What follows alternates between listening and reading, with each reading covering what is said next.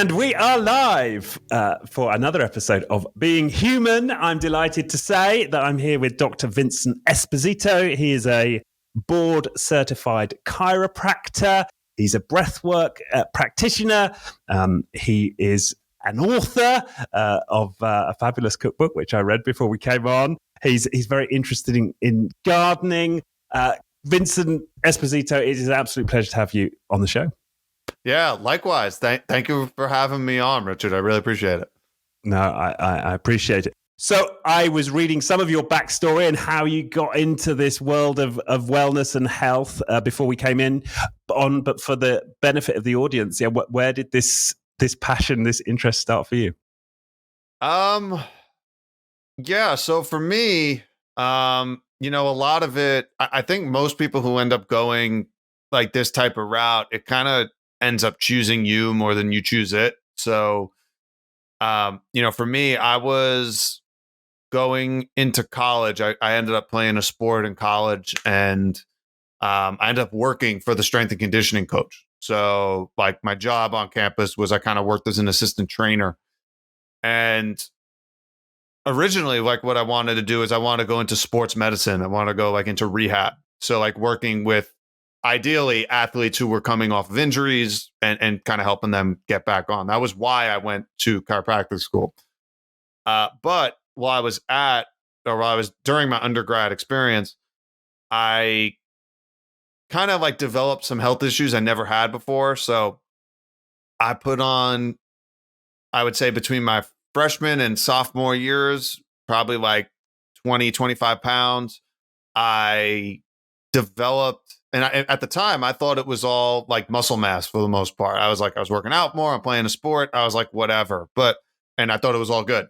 But at the same time, like these things I never experienced like were happening. Like I was dealing with like pretty consistent bouts of constipation, specifically. Brain fog was definitely a big thing. Energy was definitely a big thing for me, especially because I'm a morning person. So I'm always up early. I always took the early classes, etc. So like when I was not kind of bouncing back as neatly as I liked, that kind of really pushed me the wrong way. And I didn't feel great about it. Seasonal allergies kind of developed. And I kind of just went through it. I figured I was just like getting older. These things happen. I say that I was like 19, 20 years old at the time.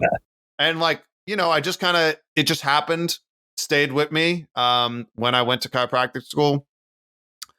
But my second year, I think it was my second year, I ended up we had to take biochemistry as a course. And it was taught by a naturopathic doctor. And she just kind of taught it a much different way than I learned it in undergrad. And she like taught it through a lens of food and nutrition in a way I didn't remember learning it in the past. And it just was much more interesting to me. So that kind of pushed me to get a master's degree kind of at the same time in nutrition while I was still at that school. So I was kind of getting both of them like concurrently. And about a year into that program, I decided, and I was kind of I was looking into some other stuff. I was reading into like things like the blue zones and the China study and some other like big, more epidemiological stuff as far as like where to go, what to do. And at some point I'm like, all right, I'm taking all this. I still am dealing with like these issues I developed in college. Why not be like your own patient zero? So that's essentially what happened. Like more or less my sleep schedule was basically the same. My workout routine was more or less, it was different, but like the amount of time and effort that was going in was essentially the same. I would say stress levels were roughly the same. So really what was changing was what I was eating. And I would say within like a month or two, all the digestive issues went away. The energy came back. The brain fog went away. The caffeine or like the need for it disappeared. And I would say probably within 5 or 6 months, all that weight I put on just like pretty much came off. Again, with no extra effort, no calorie counting, anything like that. And at this point, I was getting close to the time to graduate. And, all that time I was putting into like wanting to go into sports med and rehab, I was like, you know what? Like if I just have like a little information and I'm learning about this stuff and I could change this dramatically, like to me, that is much more interesting and I think a much more powerful message for more people. And basically, that's when I just started hit the ground running with that and going with that. Right. Well, that's pretty amazing story. Yeah, that sounds like a very rapid weight loss. What were the principles you were using? Yeah. So again, I think the biggest book that made it different, that resonated with me, was the China study specifically because there was so many people. And just kind of how it wasn't like dogmatic in any way. It just kind of was like, hey, like these are the patterns and this is what we're seeing. So I was like, okay, let's just do that. So basically, I mean, I know this is weird. This is going to sound weird, but like dairy was never a big thing for me. So cutting that out was pretty straightforward. I really scaled back on the amount of meat I was eating at the time. So that went from 2-3 times a day to like 2-3 times a week. And then I continued to scale back further from that. And then really it was a lot of the rest of the process stuff. Alcohol was a big thing. Not to say that I don't have a drink ever at this point, but it's gone from multiple times a week to maybe once a month, if that. So, and that's like one drink. So that was a big change. Those I'd say were the primary things, like scaling back more towards whole plant foods, and getting rid of much more of kind of like the acidic kind of mucus forming stuff. So that would be the biggest shift. Right. Right. And for those people who are not familiar with the China study, what were the main findings of that? Well, there was a lot. So it was done by, he's a PhD at Cornell. He might still be teaching. His name's T. Colin Campbell. But basically what he did, he went in and was kind of surveying a lot of different, I would say like rural Chinese neighborhoods or communities, and was kind of comparing them in certain health outcomes. And basically what he was finding, and there were a lot of different like demographic type issues too. So, wealthier neighborhoods versus poorer ones, etc. And he was finding again like this similarity of like ones that tended to be more plant focused or had less access to animal foods for whatever reason tended to not suffer from the same Western illnesses that you and I might hear, say like in the UK or in America, especially. Right. So, you don't see the cancer risk. You don't see the diabetes, the overweight, the kidney disease, the heart disease. Like these were essentially like non-existent for these folks in those areas who just were kind of fine. They weren't told to do anything. This was just kind of how they lived. A high protein, same thing. So like a much higher protein intake was associated with a lot of the stuff too. So that I found was like very interesting. And those were, the general tenets of it. And just you were seeing like, again, the more kind of detached, the more they were kind of focusing in that way. They just did not suffer from a lot of the things that we see like here in these Western, more modernized, countries. Right. Right. And the other one you mentioned was Blue Zone. What was that? Yeah, so a little bit similar. It was written by this guy, Dan Buettner, who is not a scientist at all. He's a journalist. He basically found these pockets of people around the world. So there's one in California, surprisingly. There's one in Italy. There's one in like Costa Rica, Okinawa, Japan. There's a couple others. Costa Rica, there's one. And basically like these pockets of people who tend to live abnormally long compared to the average human being. So basically what he did, he kind of went to each of these areas and just kind of documented like what their lifestyle was like. And, there were a lot of, I think, similar. And although like, again, from a genetic standpoint, they're about as diverse as human beings could possibly be. So again, we're talking about Costa Rica, we're talking about Japan, Italy, America, like all over. So as far as genetic diversity, you're getting about as wide as you could possibly get on the human spectrum. And he found that like, although like the specifics as far as like what these folks were eating was different, like the general format was like more or less the same. And again, it led a lot more towards like a plant heavy approach. Again, not necessarily vegan, although some were just for religious reasons, but not all. And they had an emphasis on being outside and community, and I think believing in something higher than themselves, whether it was an outright religion or not, was different, but definitely like an emphasis on spirituality. Movement, definitely a big thing. And I think revering elders was a big thing kind of in these communities too. So basically like the whole book is kind of like this amalgamation of each of these groups. And then what are the common threads between them? Right. Okay. And it's fascinating to think that this is across a diverse, genetics, the set of genetics. Yeah. And it's interesting you mentioned about community as being a factor, because I did read a study. I think it was a group, because you're Italian American, right? Or American Italian. Yeah. There was two American Italian communities where one was living longer than the other, and they had the same diets and the same genetics, or roughly the same genetics.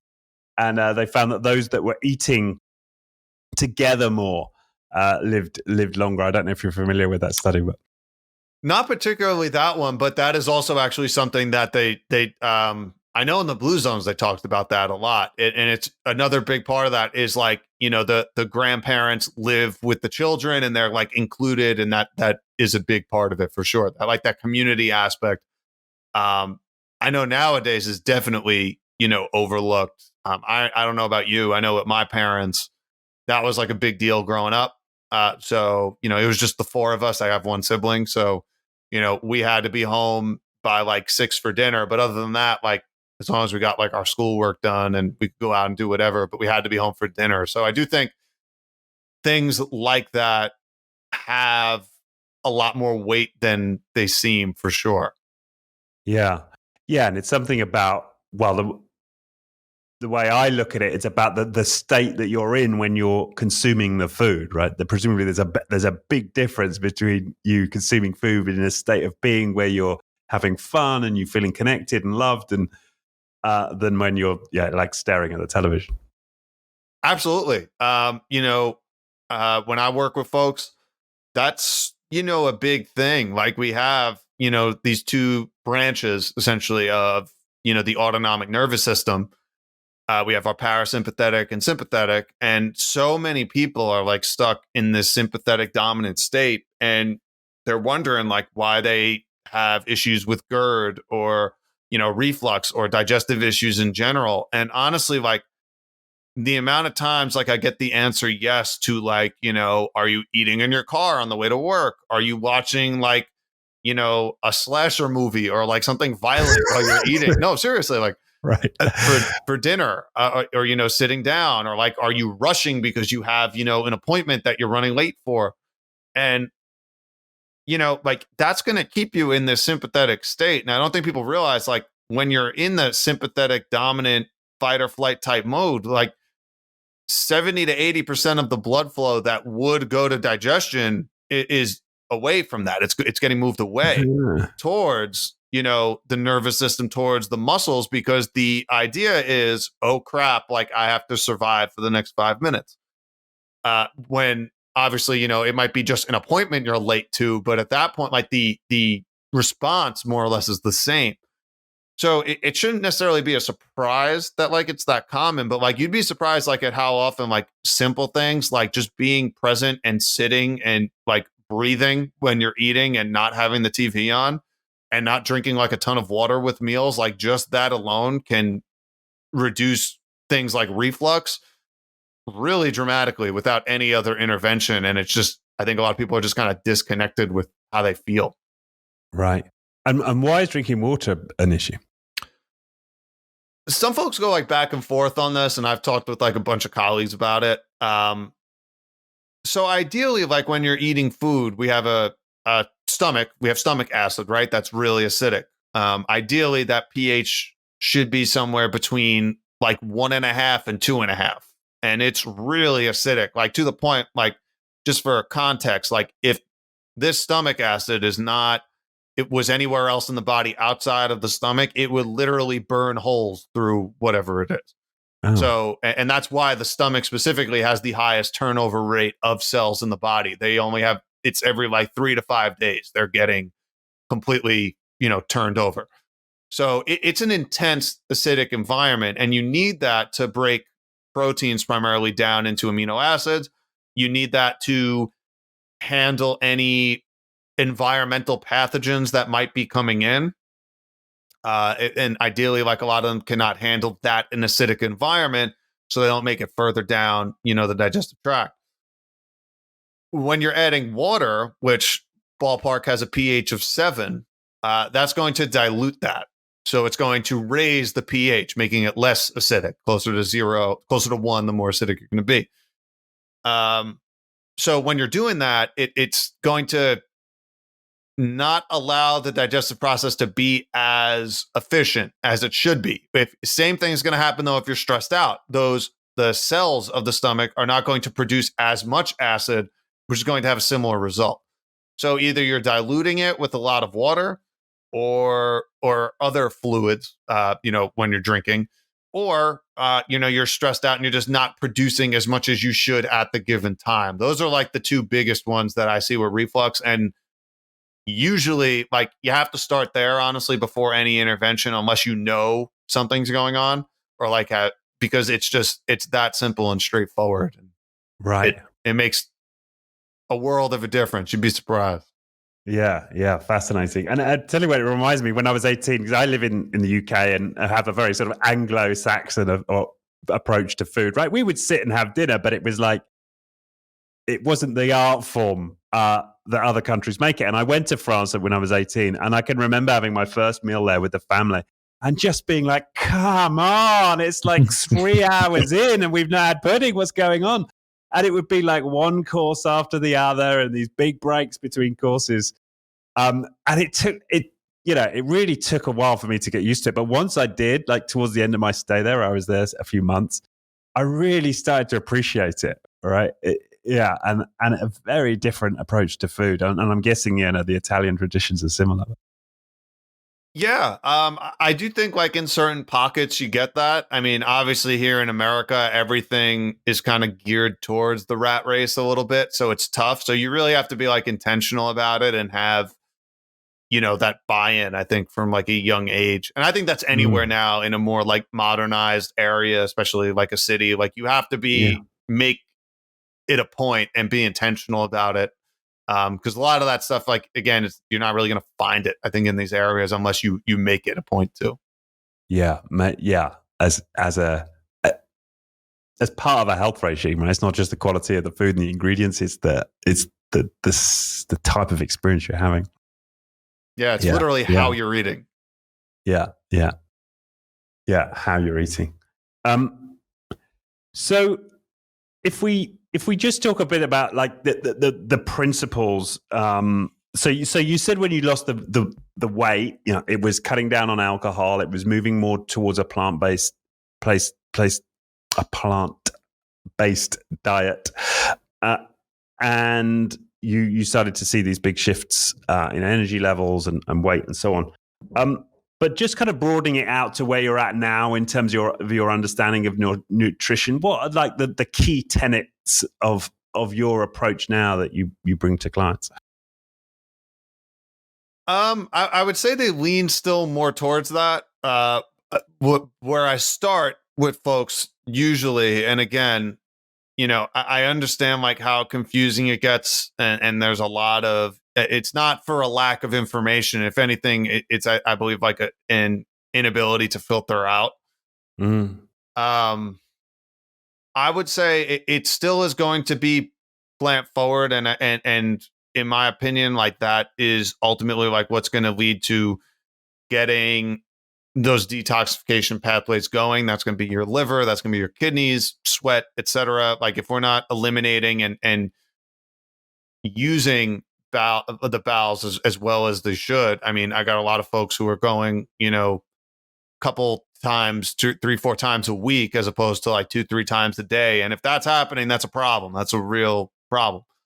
And like you kind of have to get that sorted out first. So definitely like getting that. I find fruits particularly are incredibly hydrating because they contain like a very high amount of structured water, and I believe a lot of that's due to the electrolyte content. So, and they're also the most like electrically active foods, and I think for that reason. So, your sodium, potassium, magnesium, calcium, chloride, those are like your 5 main electrolytes, and those are going to be primarily found in fruits. Not only that, I do believe the water content and the fiber in them are going to help strengthen the bowels so that they can stay moving. I think it's also important to realize. So there was a study done. I'm going to mess up the time. I want to say it was either 2008 or 2010, and I think it was at Wake Forest or Vanderbilt or somewhere in the U.S.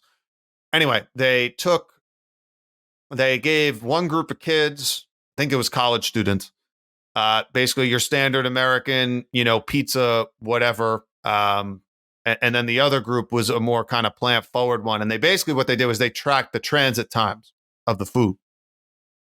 And what they found was for the food to get from the mouth essentially to the colon took around 14 hours, I believe, for like the standard American, the pizza, burgers, Right. etc. And for the plant-based stuff, it took around 90 minutes. So why is that important? Well, the thing is, like, if you're constantly putting that in and it's in there for too long, you are going to get essentially this putrefaction. Right. And, that's going to lead and breed to things like fungi, mold, different types of parasites, etc., that are going to then come with their own list of potential issues down the road. So that to me becomes like a big part of it. So it's really about, focusing particularly on the whole foods and like the whole fruits and plants. I think that has to be at the forefront. Largely because like if you look at the context of like how I think humans kind of evolved over time, that's primarily like what the species that look close to us get to and ultimately like kind of what we thrive on. So that's like the basic tenets, and a lot of it's just kind of transitioning to that depending on where the person's at. That could be a little bit faster or slower, depending on buy-in. It's more social factors. It's do you live with someone? Usually I find that's the biggest actually roadblock. It's not even the person, which it can be. It's the spouse. It's the husband or wife. It's the, blaming it on the kids because they won't eat it. Or it's usually there's other social factors that they say are the harder part, I find. Well, that's very interesting. And that's certainly been my experience because before I got kids, I was like super into a lot of this, and I was probably 80% raw vegan, and really strict. And then kids came along, and it all just got blown out the window. Because your hormones are all over the place. You're stressed. The kids won't eat any of this stuff. Your partner's definitely not eating any of this. So I'm getting back towards it now. But it's I found that hugely disruptive and way harder to stick to the disciplines with kids than previously. Yeah, it is hard. I get it. There are ways I think you can go about it. I think like there are ways you could try to like gamify this stuff or create like an illusion of choice with kids. Obviously, like, listen, I'm not going to sit here and say like it's something you do overnight. What I will say, generally speaking, the earlier you could get to them, the easier it is. Yeah. And of course, I think kids are really smart. You definitely have to be the example because if you're not, they're going to call you on. Yeah, that makes sense. And so what are some of the tricks you found that's work with kids then? Again, I like the illusion of choice. So you can kind of, you could say, for example, say you want to do like a taco night, and you could create like, you could do like, I don't know, I'm just going to make this up, but like a mushroom filling or like some sweet potatoes or, roasted vegetables. And then you have, like some cabbage or peppers or shredded carrots or whatever. And you have them kind of all laid out like in different bowls. And you could say, hey, like you can choose this or that. or you can choose, and you kind of like say like, oh, I'd rather this than that, or you can try that. So like I find that is probably like the most effective way to do it. I also think like getting kids involved, and this is something I wish I did more when I was a kid, was get them involved like in the kitchen. Yeah. I'd have a friend of mine who runs a program who works with parents and children to get them in the kitchen like at an early age, and like has actually courses for teaching kids knife skills at like age 3, which is I think Right. really cool. So Yeah. getting them involved in part of the process I think is really good too. Yeah. Yeah. No, that makes a lot of sense. I also get my kids to actually in the growing, because we have like a small vegetable patch, and like I've had my kids like plant the carrot seeds, and then a few months later I've been like, hey, why don't you have the carrot you grew? And he's like, I still want a biscuit. I don't care that I grew it. I still want a biscuit. But at the principle, I totally agree with, right? Yeah, I think it's a start, and I think at some point, as they grow up, they'll appreciate that, because like when you realize like you can actually like affect that start to finish, I do believe like there is a point where hopefully I think more people are starting to appreciate that, and that's ultimately I think how we're going to make change like long term, is like getting literally back in touch with that. We've become so disconnected from I think where our food comes from that we kind of take it for granted. So eventually more people like realizing that I think is ultimately like the way forward as far as how we make improvements in that way. Yeah, I think so. And what's remarkable to me, since I started growing, I've got like a tiny, like eighth of an acre or something, right? Which I know is a lot more than if you're in an apartment, but I'm still amazed by how many different varieties you can grow. I mean, I'm growing, spinach and carrots and broccoli. I've got, plum trees and apple trees and pear trees and apricots and, some North American pawpaw. It just goes, and you kind of get into it and you're like, oh, I could put something else there and something else there. It's remarkable how quickly you can start growing a ton of different food. Yeah, I don't think that's a really good point. Like, I don't think a lot of folks realize like you don't need a lot of space to have like a garden that really flourishes. There's oh man, the names. Oh no, here it's called Food Forest Abundance. I think it's out of Florida here in the U.S. And literally, what they do is they will work with people who have whatever space they have on their property. They'd essentially send them like the blueprints of the property as far as that. And what they do is they actually design what they call food forests for people. So, and they'll do it based on like where they live. So they work nationwide. I don't think they're international, but if say I'm in New York and they're out of Florida, they'll actually, tailor it towards not only the space I have, but like what plants grow best in the Northeast of the United States, which is obviously a lot different than Florida, which is more, of a tropical climate. So that I think is going to be really exciting. And I think more people are getting into converting like lawn spaces they have into places where they can grow some food. And I think kind of when, like you said, like once you get started, you realize, oh, wow, like I didn't realize like how much, this small space can actually produce. It's pretty wild. Yeah, it definitely is wild. And I was also inspired by those guys, the Food Forest Abundant guys. I've not like taken up their service, but just that idea of like put a fruit tree in and then grow strawberries underneath the fruit tree, right? Like, and the fact that fruit tends to be fairly low maintenance, right? It just, you water the tree once in a while, and it's just kind of there. And also, especially for me, for kids, like one of the highest hit rates I have of getting good nutrition to kids is soft fruit. So it totally made sense for me to go that route. Yeah.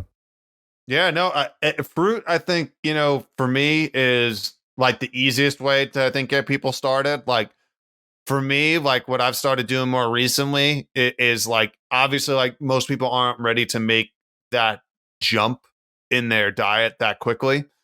And, obviously you have to manage expectations with that. But what I've been doing is like, hey, like, is there a way we can get like a pound of fruit in a day?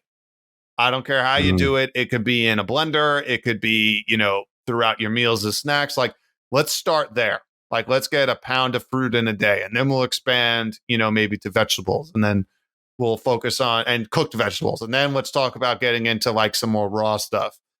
And ideally like move to a space where like, if we can get to a place, we could adopt something like a raw till 4 type of approach or something like that.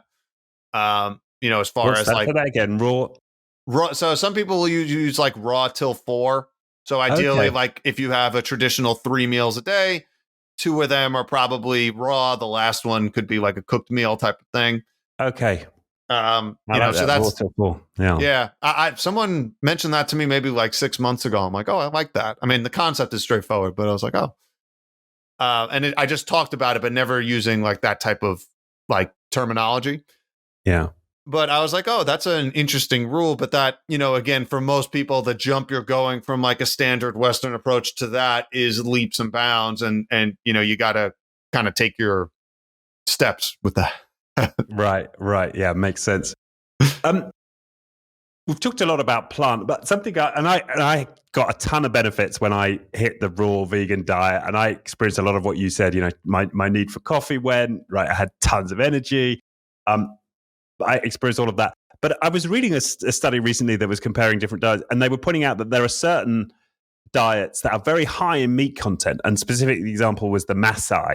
And in Kenya, right? And I actually lived in Tanzania, and I saw some Maasai, and they looked like stunningly healthy, right? And they're eating meat and milk, and they also have very good, health outcomes. People on those diets, and so it did have me wonder: is the principle more about just having whole foods and unprocessed food, or is it about the plant? The plant sort of quotient. What's your view on that? That's a good question. I actually want to ask you, since you actually physically saw it, it sounds like. So you spent some time with the Maasai? Oh, only like, no, I didn't like go like live with them in the bush or anything, but you'd see them around. In fact, it was fucking terrifying the first time I saw a Maasai. I remember I went to a market. I stayed in this place called Moshi in the north of Tanzania.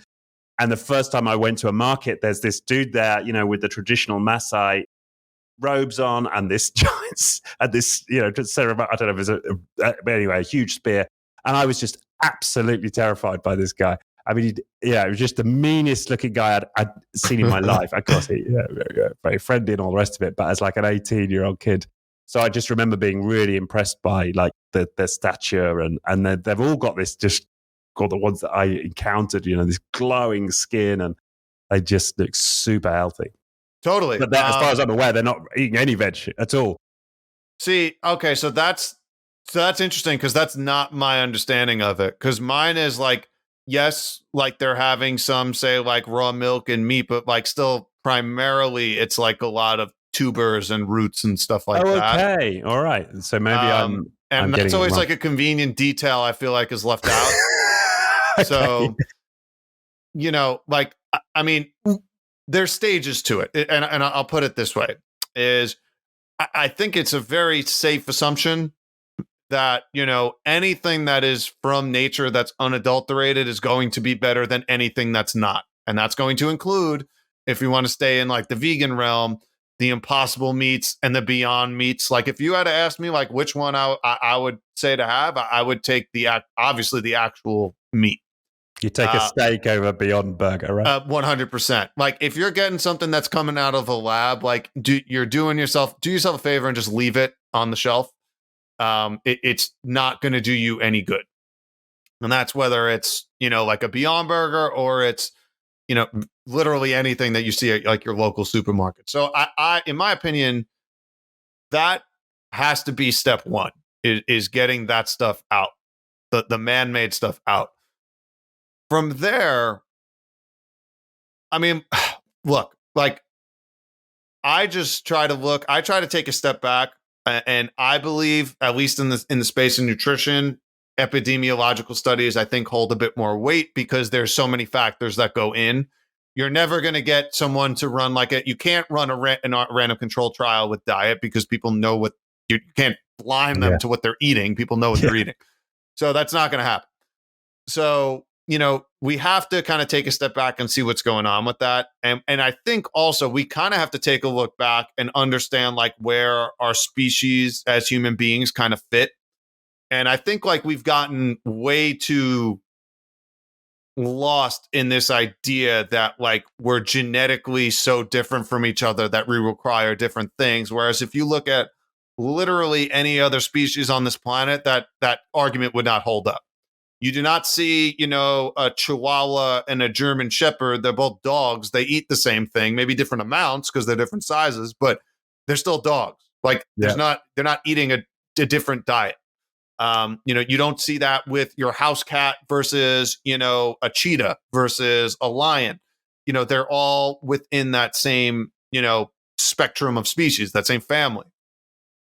So like when you're looking at humans and, you trace it back again to different types, to the species that are most like Homo sapiens, those are going to be, your monkeys and great apes, gorillas and the like.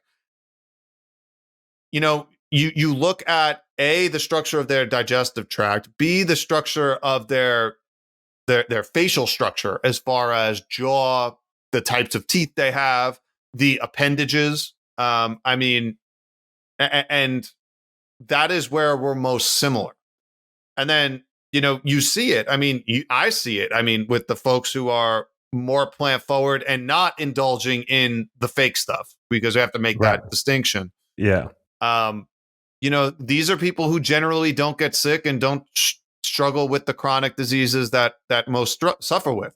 Now, in America, it's a little bit of a different issue because we have the bigger issue, at least compared to the EU, with pesticide usage, herbicides, and all this stuff that's destroying our soil, which is another layer to the conversation, which is causing issues. But to me, we're humans roughly are 20,000 genes roughly make up a human being. And then you have to realize like your little flea that you might find on your dog has a genomic sequence of roughly like 30,000 genes. So a little flea is 50% more complex genetically than human beings. Right. So like you have to kind of like take a step back and realize like maybe this idea of like, oh, someone's from China is different from someone from Africa, like et cetera. Like it's probably not as different as you think it is. And honestly, like what I've seen and what these larger epidemiological studies do is show that. So yeah, like I believe there is an ideal approach for human beings. And last thing I want to when we're talking about, what is ideal for us, we have to kind of go back in time and realize like, okay, like as a human being, like what are the reasons that we have hands and arms instead of claws? Like I don't know too many people without a gun, a bow and arrow, or a knife who is going to chase down a deer without any tools, kill it, skin it again with their hands, and eat it raw. I know that's super graphic, but you have to like that is literally what say a bobcat or a cheetah or a lion do because they actually have the physical tools to do it. We don't have that. I've been scratched by a house cat before. I'm sure you have, and a lot of people have. Like those tiny claws, they will draw blood.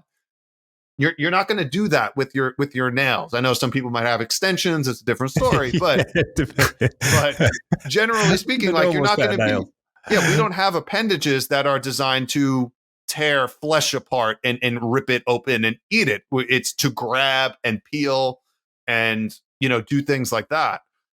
So like to me, I just think like we've gotten this like idea of going into science like so much, and this like almost pseudo intellectual approach of like looking at things a certain way, where like we've gone so far down the microscope that we're missing like the big obvious thing is just like observing what every other species does. And I think it's gotten us to a point. Well, it's gotten us to a point where like, chronic disease, at least here in America, accounts for 80% of the expenditure as far as healthcare costs. Right. And the large percentage of that, I'd say at least 90% of it is completely avoidable or reversible. So, Right. unfortunately, people don't want to hear that. Food is very emotional. Like people have emotional attachments to foods.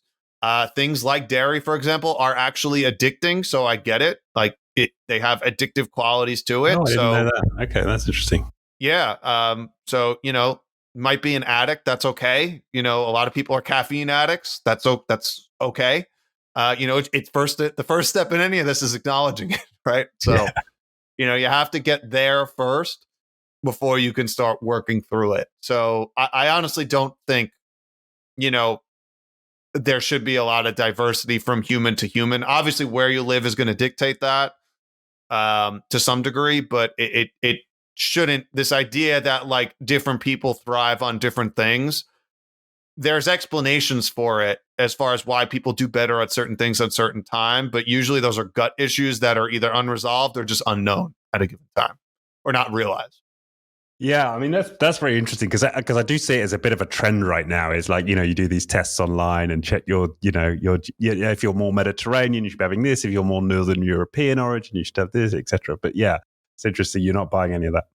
I don't. It just doesn't make sense. You wouldn't do that for your dog. You wouldn't do that for your cat. Like it just it to me. Like I just think it sounds great because it makes you seem special or inclusive to like a specific thing. And I think as human beings, we have a desire to be part of a group. We are tribal. I think by nature, we want to be Right. included in something. And when you're not included in something, it feels terrible. So, I do think there's always that instinctual kind of nature.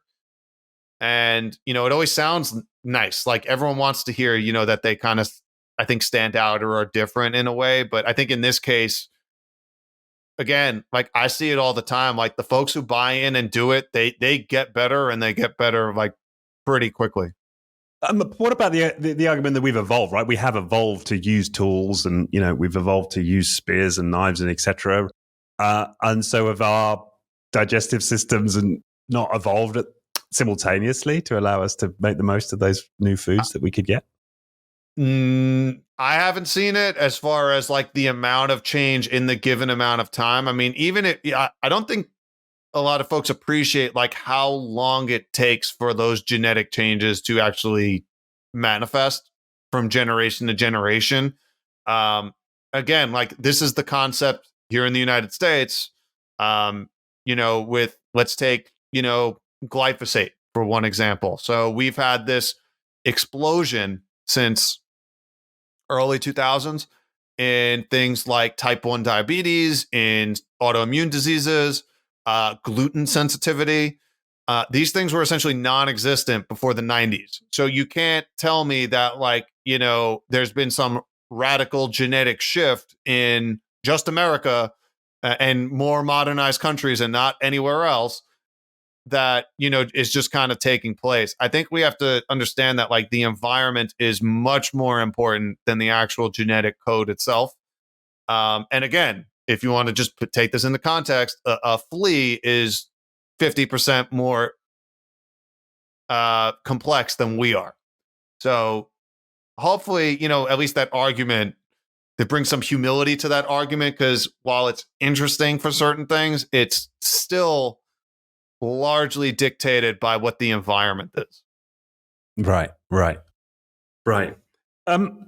Something you get into in your book, which I appreciated and I hadn't really considered before, is you you enumerate the different tastes, right? The bitter, sour, sweet, salty, and umami, which I'd never heard of before.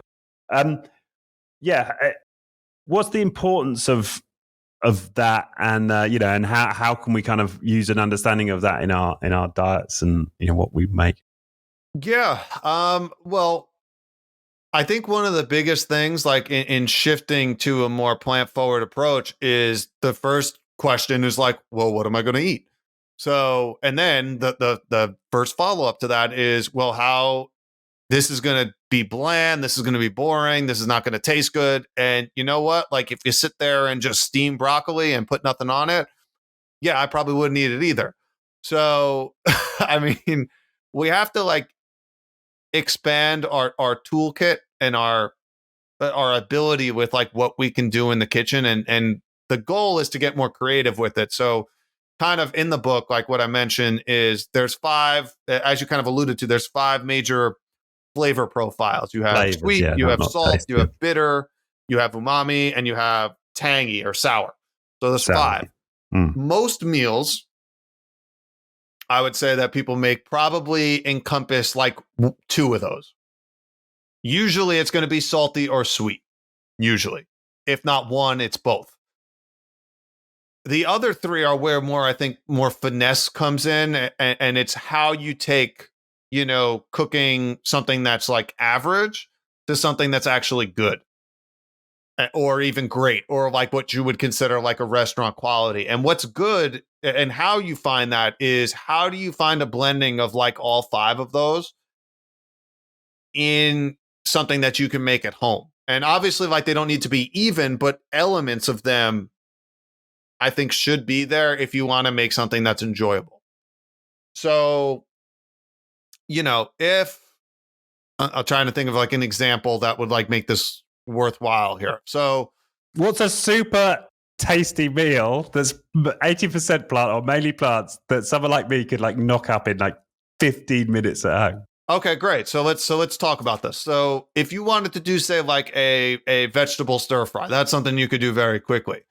You can get the salty very easily from, say, something using like tamari or something as like a base for a sauce. You can add a sweet component. You can add orange juice. You can add sometimes I'll use a freshly squeezed orange. Sometimes I'll use honey. You can add an acidic component with something like rice wine vinegar, or you can use lime, something to bring an acidic component. Maybe you might want to use miso paste or mushrooms to bring like that meaty, like umami flavor. And mushrooms are great because they take up a lot of flavor really well. So and that's what umami means, right? I had to. It's more of like a meaty kind of flavor. That's usually the thing I think most people miss if they're trying to get more plants in, is that meaty type of flavor. Mushrooms, just by the way, are great for that. But let's add mushrooms to that to kind of give that sort of flavor, that feel. And then bitter, maybe you top it with scallions or spring onions or cilantro or something, maybe not necessarily bitter, but something that brings like a fresh bite to it. Right.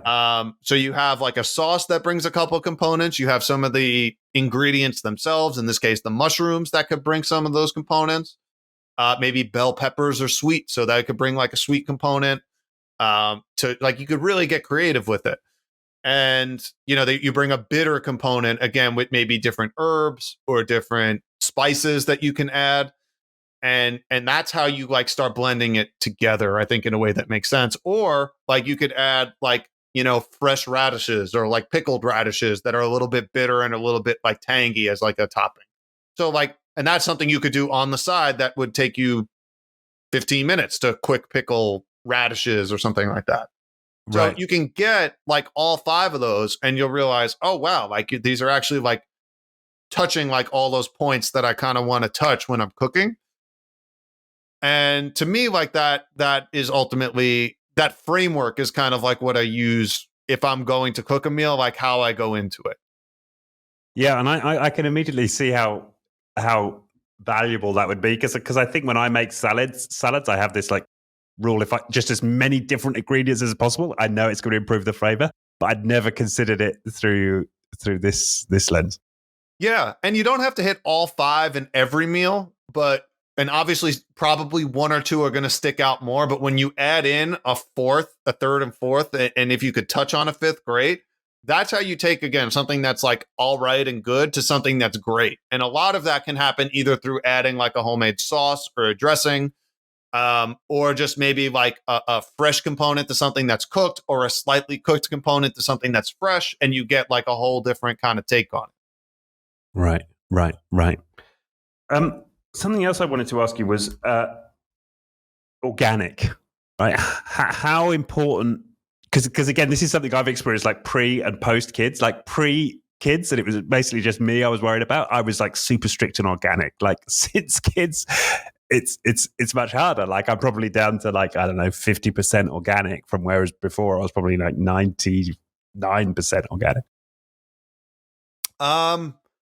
So again, I'm going to speak to the American numbers here because that's where I am. So it's going to be a little bit different for you. And honestly, I know it's better, but I don't know. I'm not going to sit here and say I'm an expert as far as like how, like to what degree, because I don't know. But I do know, I will say, I've had patients who go to, and friends, family, etc. They'll go to Italy or France and they'll have bread or pastas, whatever, and they'll come back and they'll be like, oh, well, I didn't have any of the digestive issues I normally have, here in America. That happens all the time. So there's definitely a difference as far as what's going in the food. What I will say here in America is, a lot of it goes back to, believe it or not, like the World War II, and actually before that, World War I. So there were a lot of petroleum, essentially products that were going to be used for weapons, etc. That ended up, not being used. So we had this stockpile of petroleum goods, etc. What happened was over time, these chemical companies, DuPont, Monsanto, etc., they needed something to do with these. They found that some of them had nitrogen, phosphorus, and potassium in them. And they started using these petroleum-based products to make fertilizers. Over time, that led to initially like the Dust Bowl, which was a big thing in kind of like middle America. This was in like the 40s. And, they basically eroded all this topsoil, making it essentially impossible to grow anything on. So what happened was, again, they kind of went back after World War II and started coming up with things like pesticides. This was like DDT. This was Agent Orange. These are now kind of out of circulation. Now we're dealing with things like glyphosate, which are similar, but causing a lot of the same issues for a few things. One is any herbicide, pesticide, et cetera, is going to affect the microbiome of the soil itself. And so, whether it's, the earthworms or the bacteria or fungi, et cetera, that are there, those are going to be negatively affected. It's going to decrease the diversity of those places. And what happens is the plants themselves are going to not be as healthy as a result. This led to pests coming in, different bugs, et cetera. So now you bring pesticides in and what this is doing, they're essentially making them resistant to certain bacteria, et cetera. And what's happening now is now we're consuming it. And things like glyphosate, which was, by the way, patented as an antibiotic, is now being consumed by most people every day. So even though we know that again, in America, 50%, at least 50% of antibiotic scripts are unnecessary and are going to cause harm to the gut microbiome. Even if you're not taking them, if you're having conventional foods here in America that are sprayed with this stuff and you're not cleaning it, you're consuming like low grades of antibiotics every day. And if you think it's better in animals, it's not, because A, they're getting injected with hormones or antibiotics themselves. And not only that, they're eating the GMO corn that was sprayed with all this stuff anyway. It's in the feed. Right. So either they're getting it and you're getting it secondhand, or you're getting it firsthand from the conventional food supply. So again, it shouldn't be a surprise if you're constantly consuming low grades of antibiotics. Now we're seeing this explosion of autoimmune diseases, food sensitivities, a lot of immune system issues when, again, we're constantly being medicated essentially on that front if you're consuming those foods. So is it important? I would say, like, at this point, like, that should be like the bare minimum. There is a movement now there are farmers that are trying to break away and go towards a more regenerative approach where they're doing crop rotation, where they're not using any of these, fertilizers or chemical pesticides at all. And what happens is they kind of need a few years to transition. And that's sometimes tough because, at least here in America, a lot of these farmers are incentivized to do it the way they tell you to do it. And again, we're seeing this explosion of autoimmune diseases, diabetes, like it just goes on and on. Like there are now peanut-free days at baseball games, and I'm sure you probably didn't know anyone your age who had a peanut allergy when you were in school. Like now they can't even serve them in some schools. So that's not a genetic, adaptation. That's an environmental problem that we need to figure out here. And I think we have figured out. It's just it's so entrenched in the political interest and the folks who run these larger food industries and agricultural industries. It's essentially a revolving door with the people who regulate these industries. So they'll go from the private sector to the government and then back. And on both sides of the political aisle, like they're both just going along with it. So it's at a point now where like the individual person, farmer, has to go out of their way, likely pay a little bit more to get to that point, because we're seeing, it's no surprise, I think, that with the destruction of the soil, we're seeing essentially the destruction of human health and the destruction of the human microbiome. In that sense, it's like fractal, right? So we have our own terrain soil inside of us, if you will, that's being disrupted because of what we're doing to our actual soil. And we're seeing it now affect, I think, people on the global level.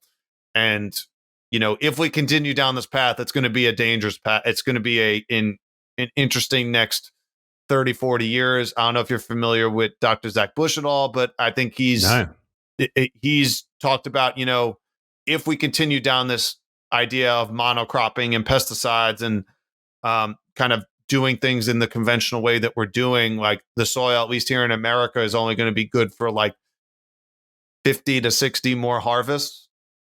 And that's it. Like if we're not going back to doing it the way we were doing it before the Industrial Revolution, we're in a lot of trouble here. So luckily, more people are waking up to this, but it's not going to happen at the high level of politics. Like it has to be done at the individual level. Right. And so for you, it's a hard no to anything that's not organic. Is that where you're at? As much as I can. I mean, I would never buy it myself. Obviously there's going to be a time or two where I'm, going out to a dinner or I'm at someone else's house and, you kind of do the best you can, you plan around it. But you can, I think once you're in tune and you realize it, it is something I think most people are more aware of and aware too. Like once you're like, oh, well, you kind of notice it a little bit more. So I do my best to get to 100%. I'm not going to say I'm there because just sometimes real life gets in the way. Yeah. But, at least 90%. And usually it's closer to like 95 plus. That's what Right. And then do you wash when you do find I saw you said you never buy it, right? Because I have seen a lot of that online. Is like people baking soda and different techniques to wash the non-organic. Produce? So generally speaking, if you want just like a quick recipe, you could take like room temperature water in a large bowl or a bucket or whatever you have. You add some baking soda and vinegar. So white vinegar. Right. Some people will use lime instead of vinegar, but I thought vinegar's fine. Kind of let it sit for 15, 20 minutes, depending on the type of fruit or vegetable. And then you just kind of rinse it quick under tap water. And that's an easy way to kind of get rid of it. Yeah. Right. And that's, I guess, taking anything off the skin. You can't solve what's inside it, right? But that's a good approach, isn't it? Great. Well, I know you've got to jump to another appointment soon, and we didn't get into the breath work and the potato method. Maybe we'll have to save that for another show because absolutely we could do that for sure. Yeah, fascinated by that. But yeah, there's just been a wealth of information here, and for anybody out there interested, definitely get the book. Yeah, it's got just a ton of practical stuff in there, and it's almost like it's a compendium as well about really easy to read detail on the whole host of different foods and and components and food, and you really break down technically what's inside what we eat. So I really appreciated that book. Well, thank you. That was the goal. So I'm glad that came across. Yeah, and immediately, and you've got stuff to apply immediately, like the 5 flavors point. Yeah, which I'm guessing for all experienced chefs, maybe they may be more familiar with it, but there's going to be a ton of people like me who just aren't that interested in cooking. But this is going to help. That's the goal. Yeah. Awesome. So yeah, tell people, for people who want to, get the book, take your programs. You've got breathwork programs. You've got, I know you've got other programs on your site. Yeah, where would you send them? Yeah, so the easiest way is to either just get in touch with me, either on Instagram or YouTube, which is just at Dr. Vincent Esposito, Dr. Vincent Esposito. Yep. All my stuff is there. You could either find it linked on in the links in my bio and stuff, or you could just message me and I'll kind of help point you in the right direction. You do Brilliant. that too. We'll put the links to all of that in the show notes. Well, thank you once again. This has been fantastic. I've really appreciated your time. Absolutely. Thank you for having me on. It was an absolute pleasure. We'll do it again. Thank you. Brilliant.